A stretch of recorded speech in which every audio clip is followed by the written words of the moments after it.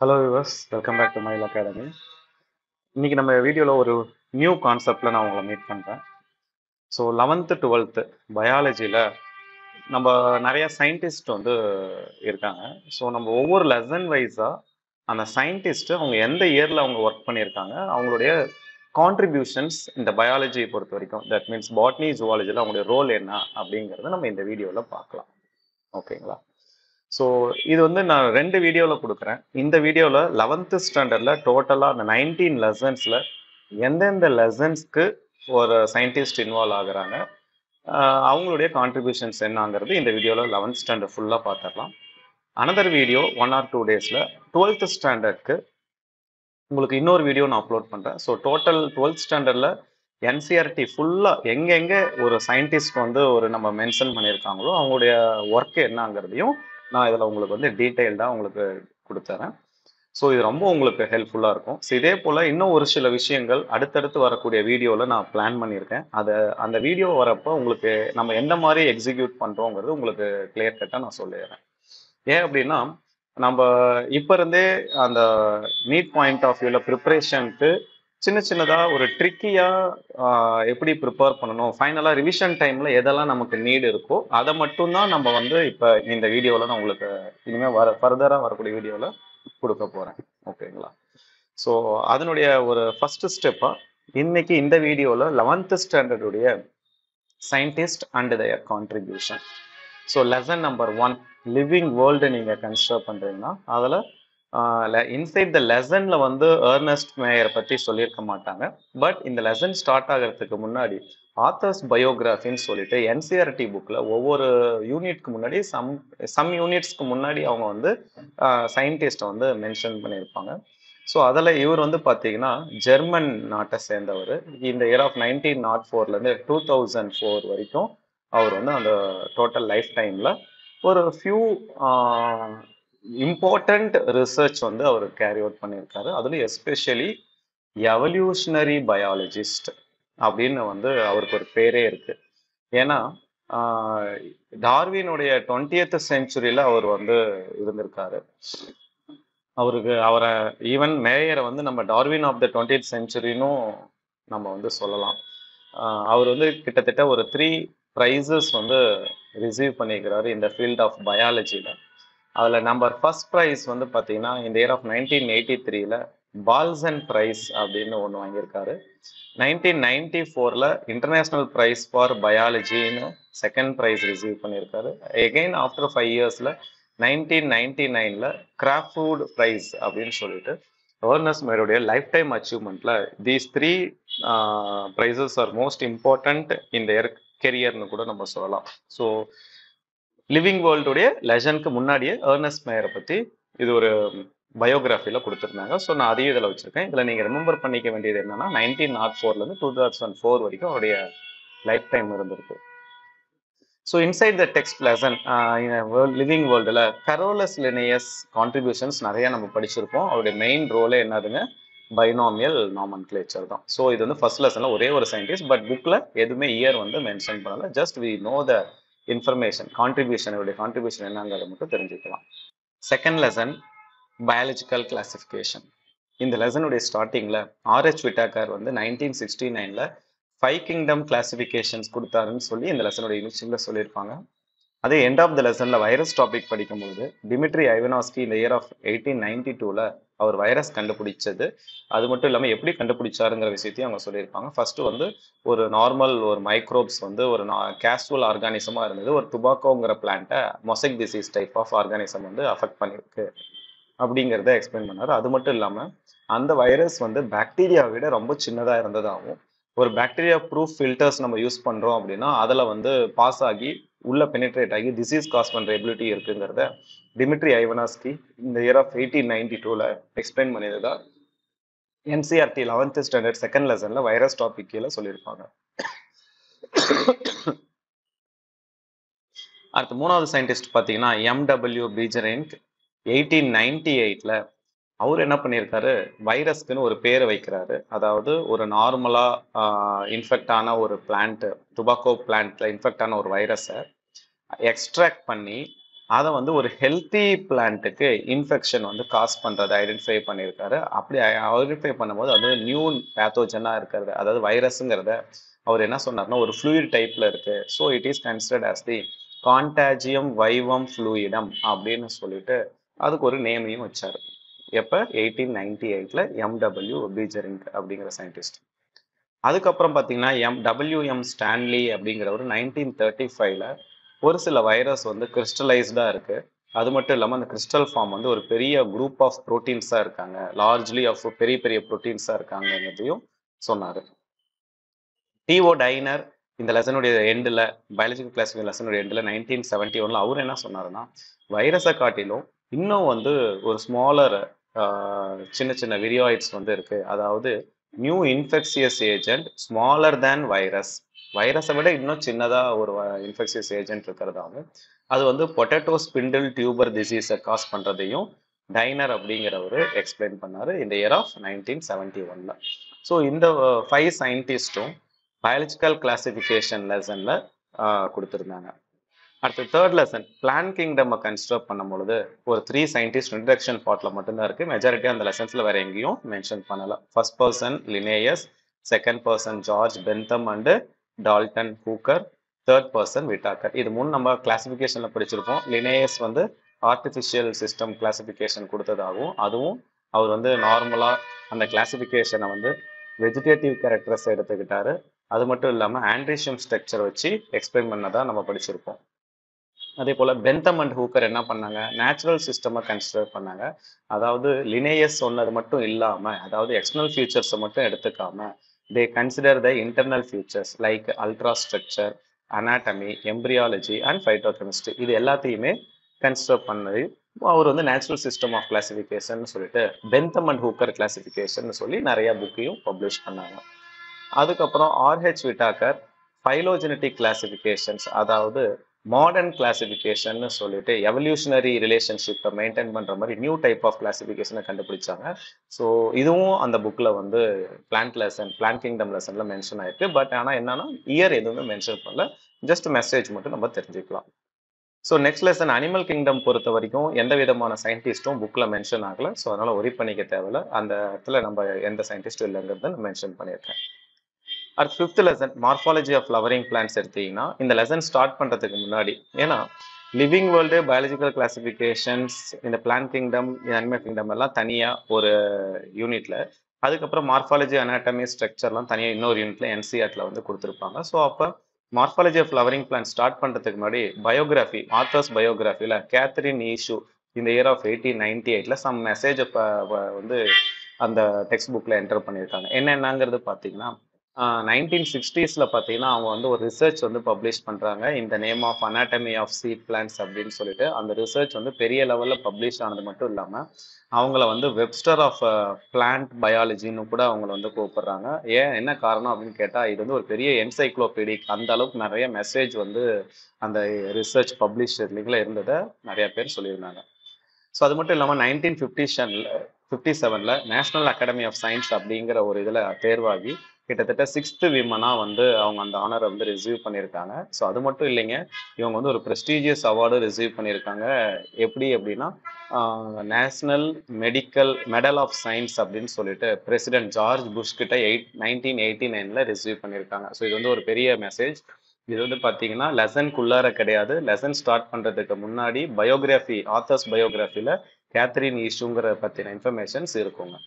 Lesson 7th lesson anatomy of flowering பிளான்ட்ஸ்லையும் structural organization of அனிமல்ஸ்லையும் எந்த ரிசர்ச்சஸும் இல்லை. ஸோ அதனால நம்ம என்ன பண்ணிட்டோம், டைரெக்டாக 8th lesson cell the unit of life அப்படிங்கிற லெசனில் போனால் நிறைய சயின்டிஸ்ட் இருக்காங்க. ஸோ இதில் என்னென்ன இருக்குங்கிறது பார்த்துடலாம். ஸோ இதுவுமே பார்த்தீங்கன்னா ஜிஎன் ராமச்சந்திரன் அப்படிங்கிற ஒரு சயின்டிஸ்ட் வந்து லெசன் ஃபுல்லாக இல்லைங்க, இது வந்து பயோகிராஃபி, ஆத்தர்ஸ் பயோகிராஃபியில் சொல்லியிருப்பாங்க. ஸோ இவர் வந்து கேம்பிரிட்ஜ் யூனிவர்சிட்டியில் படிச்சிருக்காரு. இவருடைய டோட்டல் லைஃப் டைம் பார்த்தீங்கன்னா 1922லேருந்து 2001 வரைக்கும் இருந்திருக்காருங்க ராமச்சந்திரன். இது வந்து வெரி ஃபெமிலியர் பர்சன் கூட நம்ம சொல்லலாம். ஏன் அப்படின்னா இன்னைக்கு நம்ம படிச்சுட்டு இருக்கக்கூடிய டெர்ஷரி ஸ்ட்ரக்சர் ஆஃப் புரோட்டீன் இதெல்லாமே பார்த்தீங்கன்னா ராமச்சந்திரன் பிளாட்டை வச்சு தான் நம்ம கண்டுபிடிச்சிருக்கோம். அதனுடைய பிளாட் வந்து ரொம்ப ஹெல்ப்ஃபுல்லாக இருந்தது. கிட்டத்தட்ட பார்த்தீங்கன்னா கொலாஜன்கிற ஒரு புரோட்டீனுக்கு ட்ரிபிள் ஹெலிக்கல் ஸ்ட்ரக்சரை கண்டுபிடிச்சவரே இவர் தான் ஃபர்ஸ்ட். அதை வந்து 1954 ஐடென்டிஃபை பண்ணி நேச்சர் அப்படிங்கிற ஒரு ஜேர்னல்ல, ரொம்ப ஃபெமிலியரான ஒரு ஜேர்னல்ல அவர் வந்து பப்ளிஷ் பண்ணியிருக்காரு. ஸோ இவர் வந்து ஒரு ஒர்க் வந்து எப்படி சொல்லலாம், ஒரு யூனிக் அப்படின்னு கூட நம்ம சொல்லலாம். இவருடைய இயர் 1922லேருந்து 2000 வரைக்கும் 1 வரைக்கும் இருந்ததுங்க. அதே லெசன் செல் யூனிட் ஆஃப் லைஃப்ல ஸ்க்ளீடன் அண்ட் ஸ்கிவான் நம்ம படிச்சிருப்போம். செல் தியரி கான்செப்டுக்கு 1838ல இவருடைய ரிசர்ச் வந்து ரொம்ப யூஸ்ஃபுல்லாக இருந்தது. ஏன்னா இவர் வந்து பார்த்தீங்கன்னா ஒரு பாட்டனிஸ்ட், ஜெர்மன் நாட்டை சேர்ந்த ஒரு பாட்டனிஸ்ட் கூட சொல்லலாம். நிறைய பிளான்ஸ் வந்து அதை எக்ஸாமின் பண்ணிட்டு எல்லா பிளான்ஸுமே டிஃப்ரெண்ட் கைண்ட் ஆஃப் செல்ஸ் இருக்கு, ஒவ்வொரு செல்ஸும் சேர்ந்து ஒரு டிஷ்யூவை ஃபார்ம் பண்ணுதுன்னு சொல்லி ஃபர்ஸ்ட் ஒரு மெசேஜை கொடுத்தவர் இந்த பாட்டனிஸ்ட் தாங்க, ஸ்க்ளீடன் அப்படிங்கிற ஒரு பாட்டனிஸ்ட். அதுக்கப்புறம் தியோடர் ஸ்கிவான் 1839ல பார்த்தீங்கன்னா இவர் பிரிட்டிஷ் நாட்டை சேர்ந்தவர், ஜுவாலஜிஸ்ட் அதுவும் குறிப்பா. அப்போ இவர் என்ன பண்ணாரு, அனிமல் செல்ஸை பற்றி ஸ்டடி பண்ணாரு. Different type of animal cells study பண்ணிட்டு ஒவ்வொரு அனிமல் செல்லுடைய அவுட்டர் லேயர் பார்த்தீங்கன்னா தின் லேயரா இருக்கு, அந்த லேயருக்கு வந்து பிளாஸ்மா மெம்பரேன்கிற ஒரு பேரை வந்து இன்னைக்கு நம்ம சொல்றதுக்கு முக்கிய காரணமே இந்த ஸ்கிவான் தாங்க.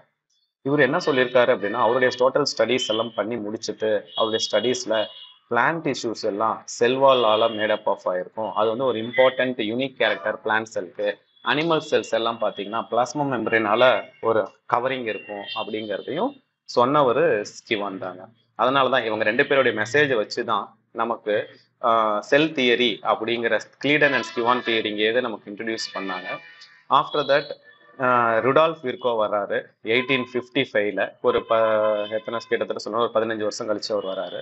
இவர் என்ன சொன்னார்னா, ஒவ்வொரு செல்லுமே டிவைட் ஆகிற எபிலிட்டி இருக்கு, அப்படி டிவைட் ஆனிச்சுன்னா நியூ செல்ஸ் ஃபார்ம் ஆகும், பட் ஆனால் எல்லா செல்ஸுமே ஆல்ரெடி இருந்த எக்ஸிஸ்டிங் செல்ஸ்ல இருந்து தான் டிவைட் ஆகும் அப்படிங்கிற மெசேஜை வந்து ருடால்ஃப் விர்கோ அழகா எக்ஸ்பிளைன் பண்ணாரு. ஸோ அதனால இந்த கான்செப்டை அவருடைய லாங்குவேஜில் எப்படி ஃபர்ஸ்ட் இன்ட்ரடியூஸ் பண்ணியிருந்தாருன்னா ஆம்னி செல்லுலா இ செல்லுலா அப்படிங்கிற நேம்ல தான் எக்ஸ்பிளைன் பண்ணியிருந்தாரு. அடுத்தது சிங்கர் அண்ட் நிக்கல்சன் 1972க்கு என்டர் ஆயிட்டோம். ஸோ இவர் வந்து ஃப்ளூயிட் மொசைக் மாடல், பிளாஸ்மா மெம்பரேன்ல ஃப்ளூயிட் மொசைக் மாடல் வந்து இன்ட்ரடியூஸ் பண்ணாரு. அந்த மாடலை வந்து improved model of the cell membrane அப்படின்ட்டு சொல்லியிருந்தாங்க. அதுக்கப்புறம் கெமிலியோ கால்கி ஃபர்ஸ்ட் 1898ல முதல்ல ஒரு நியூக்ளியஸ் பக்கத்துல கால்கி பாடிஸ் அப்படிங்கிற ஒரு ஸ்ட்ரக்சர் இருக்கிறத இவர் தான் ஐடென்டிஃபை பண்ணாரு. அது எப்படி பார்த்திருந்தாருன்னா டென்ஸ்லி ஸ்டெயின்ட் ரெட்டிகுலார் ஸ்ட்ரக்சர்ஸா இருந்ததை அவர் நோட்டீஸ் பண்ணாரு நியூக்ளியஸ்க்கு பக்கத்துல. அதுக்கப்புறம் ஜார்ஜ் பேலட் அப்படிங்கிறவர் 1953ல ரைபோசோம்ஸ் வந்து கிரானுலார் ஸ்ட்ரக்சர்ஸ் இருக்கிறத ஐடென்டிஃபை பண்ணாரு. இவர் வந்து எலக்ட்ரான் மைக்ரோஸ்கோப் அதுக்காக பயன்படுத்தி பார்த்தாரு 1953ல. அடுத்த சயின்டிஸ்ட் ராபர்ட் ப்ரவுன் நியூக்ளியஸ் ஹெட்டிங்ல சொல்லியிருப்பாங்க 1831ல. இவர் தான் முதல்ல நியூக்ளியஸ் அப்படிங்கிற ஒரு செல் ஆர்கனலை கண்டுபிடிச்சதாகவும் டீட்டெயிலாக எக்ஸ்பிளைன் பண்ணியிருந்தாங்க. ஸோ இந்த லெசன்ல கிட்டத்தட்ட பார்த்தீங்கன்னா அரவுண்ட் ஒரு 7 சயின்டிஸ்ட், 1 2 3 4 5 6 7 8 சயின்டிஸ்ட், ஒரு சயின்டிஸ்ட் வந்து அவுட் ஆஃப் லெசன், அதாவது ஜென்ரல் பயோகிராஃபில கொடுத்துருந்தாங்க. Next lesson bio molecules. இதுல 3 சயின்டிஸ்ட், எந்த இயரும் அவங்க மென்ஷன் பண்ணல, சயின்டிஸ்ட் பேரை கூட சொல்லல, just they informed as chemist, physicist, biologist மட்டும் சொன்னாங்க. அதனால நம்ம அதை கெமிஸ்ட், பிசிஸ்ட், பயாலஜிஸ்ட்னால அவங்க வந்து ஒரு ரிசர்ச்சர்ஸ் தான் அதை எக்ஸ்பிளைன் பண்ணியிருப்பாங்க. ஸோ அதனால அவங்களையும் நான் என்ன பண்ணிட்டேன், சயின்டிஸ்ட் அவங்களுடைய கான்ட்ரிபியூஷனை நான் பண்ண வந்துட்டேன். கெமிஸ்ட் வந்து ஒரு பயோமாலிகுலை அவங்க என்னவா கன்சிடர் பண்ணாங்க, 2 டைமென்ஷனல் வியூவா ஒரு மாலிகுல் இருக்கும் பொழுது கெமிஸ்ட்ரி பாயிண்ட் ஆஃப் வியூல இப்படி தான் சொல்ல முடியும்னு எக்ஸ்பிளைன் பண்ணாங்க. அதுக்கு எக்ஸாம்பிளா பென்சின், நாஃபத்திலீன் எல்லாம் எக்ஸ்பிளைன் பண்ணியிருந்தாரு. அது மட்டும் இல்லாமல் ஒரு ப்ரோட்டீனை வந்து ஃபிசிஸ்ட் என்ன சொன்னார்னா 3 டைமென்ஷனல் வியூவில் தான் மாலிகுல் வந்து நம்ம எக்ஸ்பிளைன் பண்ண முடியும்னு சொல்லிட்டு ஃபிசிஸ்ட் இந்த மாதிரி சொன்னாங்க. அது மட்டும் இல்லாமல் பயாலஜிஸ்ட் என்ன பண்ணாங்கன்னா ஒரு ப்ரோட்டீன் ஸ்ட்ரக்சரை 4 லெவல்ஸில் வந்து டிஸ்கிரைப் பண்ணாங்க. பிரைமரி, செகண்டரி, டெர்ஷரி, குவாட்டர்னரின்னு சொல்லிட்டு 4 லெவலில் டிஸ்கிரைப் பண்ணியிருந்தாங்கன்னு சொல்லிட்டு 3 பேருமே டிஃப்ரெண்ட் அவங்களுடைய பாயிண்ட் ஆஃப் வியூவில் சொல்லியிருந்ததை என்சிஆர்டியில் எக்ஸ்பிளைன் பண்ணியிருந்தாங்க. அடுத்த lesson cell division and sell சைக்கிளை பொறுத்த வரைக்கும் எந்த ஒரு சயின்டிஸ்ட்டுமே அதில் பெருசாக மென்ஷன் பண்ணலை, அதனால நம்ம அதை கன்சிடர் பண்ண வேண்டாம், சரிங்களா. அடுத்த 11th லெசன். இந்த லெசன் ரொம்ப ஒரு இம்பார்ட்டன்ட் லெசன், நிறையா மெசேஜ் கூட இந்த லெசன்லாம் சொல்லியிருக்காங்க. இந்த லெசன் ஸ்டார்ட் பண்ணுறதுக்கு முன்னாடி மெல்வின் கால்வின் பற்றி ஆத்தர்ஸ் பயோகிராஃபியில் சம் மெசேஜ் சொல்லியிருந்தாங்க, அதை ஃபஸ்ட்டு பார்த்துடலாம். 1961ல் இவர் தான் கார்பன் அசிமிலேஷன், ஃபோட்டோசிந்தசிஸில் நடக்கிறத எக்ஸ்பிளைன் பண்ணி அழகாக மேப்பிங் பண்ணியிருந்தாரு. ஸோ அதுக்காக அவருக்கு நிறைய நோபல் ப்ரைஸஸும் கிடைச்சிது. ஸோ கேல்வின் என்ன பண்ணாரு அப்படின்னா, ஒரு பிளான்ட் அப்படிங்கிறது அவங்களுடைய லைட் எனர்ஜியை வந்து என்னவா மாத்துறாங்களாம், கெமிக்கல் எனர்ஜியா மாத்துறாங்க. அப்படி எப்படி சேஞ்ச் பண்ணியிருக்காங்க? இன் த ஃபார்ம் ஆஃப் எலக்ட்ரான். அதுவும் வந்து ஒரு ஆர்கனைஸ்டு பிக்மெண்ட் மாலிகுல் மூலியமா ஒரு இடத்துல இருந்து இன்னொரு இடத்துக்கு அந்த எலக்ட்ரான் வந்து டிரான்ஸ்ஃபர் பண்ணுதுன்னு சொல்லிட்டு அழகா கேல்வின் வந்து போட்டோசிந்தசிஸ் நடக்கிற டைம்ல எனர்ஜி டிரான்ஸ்ஃபரை சூப்பரா எக்ஸ்பிளைன் பண்ணியிருந்தாரு. அது மட்டும் இல்லாம இவரு தான் முதல்ல போட்டோசிந்தசிஸோட பிரின்சிபலையும் எஸ்டாப்ளிஷ் பண்ணியிருக்காருன்னு சொல்லிட்டு அந்த ஆத்தர்ஸ் பயோகிராஃபில சொல்லியிருந்தாங்க. அதுக்கப்புறம் இன்ட்ரடக்ஷன் ஆஃப் போட்டோசிந்தசிஸ் லெசன்ல பிரிஸ்லேவுடைய எக்ஸ்பெரிமெண்ட், அவருடைய டோட்டல் லைஃப் டைம் 1733லேருந்து 1804 வரைக்கும் அவர் சூஸ் பண்ண பிளான்ட் புதினா செடி, மின்ட் பிளான்ட் எடுத்துக்கிட்டாரு. அவர் என்ன சொன்னார்னா, எவ்ரி கிரீன் பிளான்ட்ஸ், ஒவ்வொரு கிரீன் பிளான்ட்ஸும் அவங்களுடைய க்ரோத்துக்கு இம்பார்ட்டண்ட்டாக வந்து ஒரு ஏர் வந்து ரெஸ்பான்சிபிளாக இருக்கு அப்படிங்கிறத சொன்னார். அவருடைய ரிசர்ச் சீரீஸ் ஆஃப் எக்ஸ்பெரிமெண்ட்லாம் பண்ணி முடிச்சுட்டு ஒரு பிளான்ட் வந்து என்ன பண்ணுது, ஏரை ரீஸ்டோர் பண்ணுது. அதாவது அனிமல்ஸ் எது வந்து பிரீத் பண்ணுதோ அந்த அனிமல்ஸ்க்கு தேவையான பிரீதிங்கான ஏர் வந்து பிளான்ட்ஸ் தான் ரீஸ்டோர் பண்ணுதுன்னு சொல்லிட்டு பேர்னிங் கேண்டில் வச்சு அவர் அழகா எக்ஸ்பிளைன் பண்ணியிருந்தாருங்க. அதெல்லாம் நம்ம லெசன்ஸ்ல படிச்சிருப்போம். ஓகேவா? நெக்ஸ்ட் சயின்டிஸ்ட் ஜான் ஹிங்கன் ஹவுஸ், 1730லேருந்து 1799 வரைக்கும் அவருடைய டோட்டல் லைஃப் டைம். அதில் அவருடைய ரிசர்ச் என்னன்னு பார்த்தோம்னா, ஒவ்வொரு ஃபோட்டோசிந்தசிஸ்க்கும் சன்லைட் வந்து எசென்ஷியல் அப்படிங்கிறது அவர் எக்ஸ்பிளைன் பண்ணார். அவருடைய எக்ஸ்பெரிமெண்ட்டை எலிகண்ட் எக்ஸ்பெரிமெண்ட்னு சொல்றாங்க. அதுலேயும் ஸ்பெசிஃபிக்காக அக்வாட்டிக் பிளான்ட்டை பொறுத்த வரைக்கும், அக்வாட்டிக் பிளான்ட்ல ஒரு பிரைட் சன்லைட் எக்ஸ்பிரஸ் ஆகும் பொழுது சின்ன சின்னதா பபுள்ஸ் வந்து அந்த கிரீன் பார்ட்ஸ் ஆஃப் த பிளான்ட்டை சுத்திலையும் வருதான். அதுவே நைட் டைம்ல பார்க்கும்போது அந்த மாதிரி எந்த விதமான பபுள்ஸும் இல்லைங்கிறதையும் அவர் நோட்டீஸ் பண்ணியிருக்காரு. ஸோ லேட்டரா அந்த பபுள் ஃபார்மேஷன் வந்து ஆக்சிஜன் அப்படிங்கிறதையும் கன்ஃபார்ம் பண்ணாரு. அதாவது ஒரு green parts of the plant ஒரு சன்லைட்ல எக்ஸ்போஸ் ஆகி சர்வைவ் ஆகிட்டு இருக்கும் பொழுது ஒரு பபுள் ஸ்ட்ரக்சர் ரிலீஸ் ஆகிறத ஆக்சிஜன் அப்படின்னு சொல்லிட்டு எக்ஸ்பிளைன் பண்ணவர் ஜான் இங்கன் ஹவுஸ் தாங்க. அடுத்தது ஜூலியஸ் வான் சாக், 1854ல இவர் வந்து ஜெர்மன் பாட்டனிஸ்ட்னு சொல்றாங்க. அவர் வந்து என்ன பண்ணியிருக்காருன்னா, ஒரு குளுக்கோஸ் ப்ரொடக்ஷன் எப்படி வந்து ஃபார்ம் ஆனிச்சு, ஒரு பிளான்ட் வந்து க்ரோ ஆகும்பொழுது போட்டோசிந்தசிஸ் மூலியமா எப்படி குளுக்கோஸ் ப்ரொடியூஸ் ஆகுதுங்கிற எவிடன்ஸை வான் சாக்ஸ் அப்படிங்கிறவர் தான் 1854ல கொடுத்திருந்தாரு. அதுக்கப்புறம் எங்கல்மேன், டிடபிள்யூ எங்கல்மேன் பார்த்தீங்கன்னா 1843லேருந்தே 1909 வரைக்கும் ஒரு டோட்டல் லைஃப் டைமில் அவர் ஒரு ப்ரிசம் யூஸ் பண்ணி ஸ்பெக்ட்ரல் காம்பனன்ட்ஸை ஒரு கிரீன் ஆல்கா, அதாவது கிளாடோஃபோரான்னு சொல்லக்கூடிய ஒரு கிரீன் ஆல்கால க்ரோ பண்ணிட்டு இருக்காரு. அதில் நிறையா ஒரு ஏரோபிக் பாக்டீரியாவும் இருக்குது. ஒரு கொனிக்கல் ஃப்ளாஸ்கில் algae along with aerobic bacteria. அவர் அந்த ஸ்பெக்ட்ரல் லைட்டை வந்து பாஸ் பண்ணுறாரு. அப்போ ஒரு ஸ்பெசிஃபிக் பிளேஸில் மட்டும் நிறையா டெப்த் ஆஃப் ஆர்கானிசம்ஸ் இருந்ததை அவர் நோட்டீஸ் பண்ணுறாரு. அந்த இடத்துலலாம் ஆக்சிஜன் எவல்யூஷன்ஸ் இருந்தது. அந்த ஆக்சிஜனை வந்து யூஸ் பண்ணி வளரக்கூடிய பாக்டீரியாமெல்லாம் அந்த பர்டிகுலர் பிளேஸில் மட்டும் வளர்றாங்கன்னு சொல்லிட்டு டீட்டெயிலாக ஒரு ஏரோபிக் ஆர்கானிசத்துக்கு ஒரு பிளான்ட்லேருந்து கிடைக்கக்கூடிய ஆக்சிஜன் தான் யூஸ் ஆகுது அப்படிங்கிறத blue and red light spectrum components வச்சு சூப்பராக ஆக்சன் ஸ்பெக்ட்ரம் ஆஃப் ஃபோட்டோசிந்தசிஸை டிஸ்கிரைப் பண்ணவர் எங்கல்மேன் தாங்க. அதுக்கப்புறம் கார்னீலியஸ் வான் நீல் 1897லேருந்து 1985 வரைக்கும் அவருடைய ரிசர்ச் வந்து அவர் லைஃப் டைமில் இருந்தது. அவர் வந்து ஒரு டைப் ஆஃப் மைக்ரோபயாலஜிஸ்ட்னு சொல்கிறாங்க. இவங்களுடைய ரோல் என்ன அப்படின்னு பார்த்தீங்கன்னா, பர்பிள் அண்ட் கிரீன் பாக்டீரியா, அதாவது ஒவ்வொரு ஃபோட்டோசிந்தசிஸ்க்கும் ஒரு லைட்டை டிபெண்ட் பண்ணி தான் நடக்குது. அது மட்டும் இல்லாமல் ஹைட்ரஜன் தான் அதில் வந்து கார்பன் டை ஆக்சைடாக வந்து ஆக்சிடைஸ் ஆகி கார்பன் டை ஆக்சைடு வந்து கார்போஹைட்ரேட்டாக ரெடியூஸ் ஆகுதுங்கிறத டீட்டெயிலாக எக்ஸ்பிளைன் பண்ணவர் கார்னீலியஸ் வான் நீல். அடுத்தது பஞ்சனன் மகேஸ்வரி, நம்ம ஷார்ட்டா என்ன சொல்லுவோம், பி மகேஸ்வரின்னு நம்ம சொல்லுவோம். நம்ம நினைச்சிருப்போம் அவங்க வந்து ஒரு லேடின்ட்டு, பட் ஆக்சுவலா இவர் வந்து ஒரு மேல் பர்சன், இந்தியன் பாட்டனிஸ்ட். அவருடைய ஆக்சுவல் நேம் பஞ்சனன். மகேஸ்வரிங்கிறது அவருடைய இனிஷியல்ல இருந்து கொண்டு வந்து வச்சது தான் அது. 1904 இருந்து 1966 வரைக்கும் அவர் வந்து சர்வே பண்ணியிருக்காரு. அவருடைய ஒர்க்கு ஆக்சுவலா பார்த்தீங்கன்னா எம்பிரியாலஜிக்கல் ஆஸ்பெக்டை பேஸ் பண்ணி இருக்கு.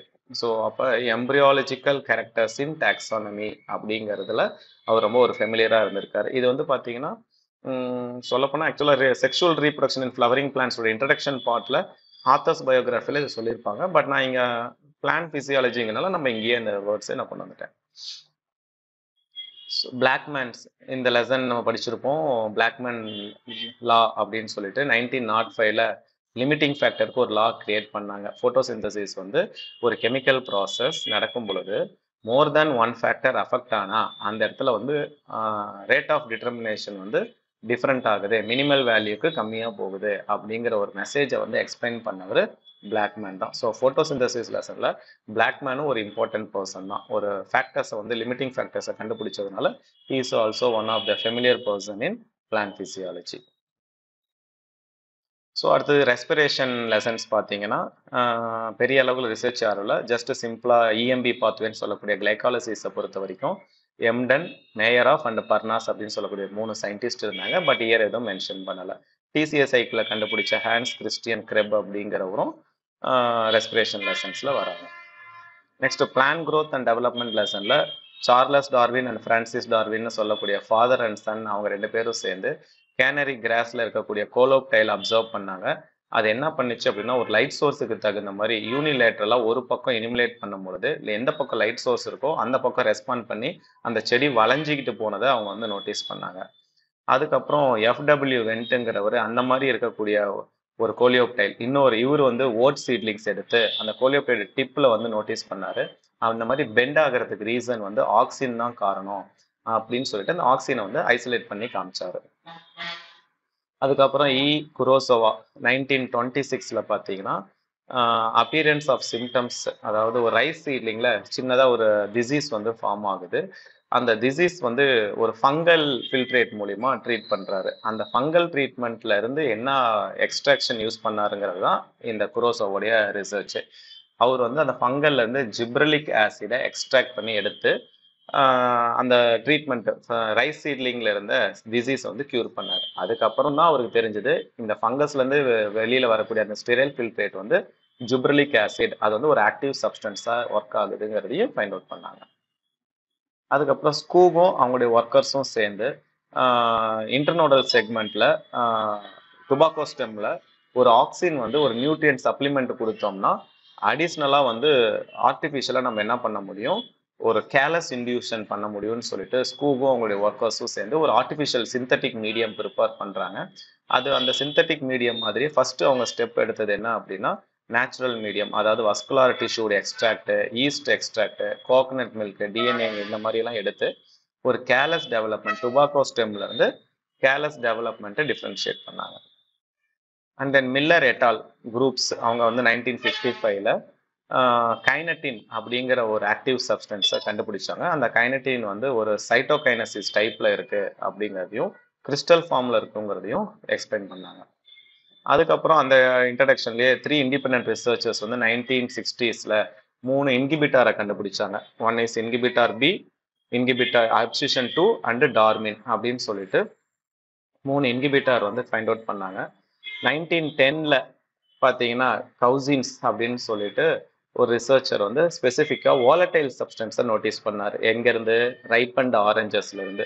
அந்த வாலடைல் சப்ஸ்டன்ஸ் வந்து சீக்கிரமாக என்ன சொல்றது, அன்ரைப்பண்ட் பனானாஸ் வந்து ரைப் ஆகிறதுக்கு ஹெல்ப் பண்ணுதுங்கிறதையும் அவர் எக்ஸ்பிளைன் பண்ணாரு. இதெல்லாம் வந்து ஒரு இன்ஃபர்மேஷன் இந்த ரிசர்ச்சர்ஸ் இந்த இயர்ல பண்ணியிருக்காங்க அப்படின்னு சொல்லிட்டு. ஸோ ஹியூமன் ஃபிசியாலஜியில் பெருசாக எந்த ஒரு ரிசர்ச்சஸும் உள்ள மென்ஷன் பண்ணலைங்க. அதுக்கு ஆத்தர்ஸ் பயோகிராஃபியில் பார்த்தீங்கன்னா அல்ஃபான்சா கார்டிங்கிற ஒரே ஒரு பர்சன்ஸ் மட்டும் எக்ஸ்பிளைன் பண்ணியிருந்தாங்க. 1822 இருந்து 1888 வரைக்கும். இவர் வந்து இட்டாலியன் அனாட்டமிஸ்ட். இந்த இயர் லெசன் நமக்கு டெலிட்டட் போர்ஷன், பட் ஆக்சுவலாக அதில் தான் அவர் நிறைய ஃபோக்கஸ் பண்ணியிருந்தாரு. இயர் சம்மந்தப்பட்ட ஒரு ரிசர்ச்சஸ் வந்து இருக்கு. அது மட்டும் இல்லாமல் இந்த கார்டிங்கிற ஒரு கார்டியோவஸ்குலார் சிஸ்டம் வந்து ரெப்டைல்ஸ்ல எப்படி இருந்ததுங்கிற ரிசர்ச் வந்து இவர் எக்ஸ்பிளைன் பண்ணியிருந்ததுனால நான் இந்த லெசன்ஸ்ல இதை கொண்டு வந்திருக்கேன். இந்த scientist and there contribution. So டோட்டலா இப்போ நம்ம வந்து 11th ஸ்டாண்டர்ட்ல எவ்வளோ சயின்டிஸ்ட் நம்ம என்சிஆர்டி புக்கில் மென்ஷன் பண்ணியிருந்தாங்களோ கிட்டத்தட்ட எல்லா சயின்டிஸ்ட்டும் நம்ம இந்த வீடியோவில் எக்ஸ்பிளைன் பண்ணிட்டோம். இதே போல் அடுத்த வீடியோவில் நான் உங்களை வந்து மீட் பண்ணுறேன். அந்த வீடியோவில் 12th ஸ்டாண்டர்டில் எந்தெந்த சயின்டிஸ்ட்டும் அவங்களுடைய கான்ட்ரிபியூஷன்ஸ் இருந்ததுங்கிறத மீட் பண்ணுவோம். இந்த வீடியோ கண்டிப்பாக ஹெல்ப்ஃபுல்லாக இருக்கும்னு நினச்சிங்கன்னா உங்கள் ஃப்ரெண்ட்ஸ் சர்க்கிளுக்கு மறக்காமல் ஷேர் பண்ணுங்கள். உங்களுக்கு ஏதாச்சும் டவுட்ஸ் இருந்துச்சுன்னா கீழே கமெண்ட் பண்ணுங்கள். தேங்க்யூ.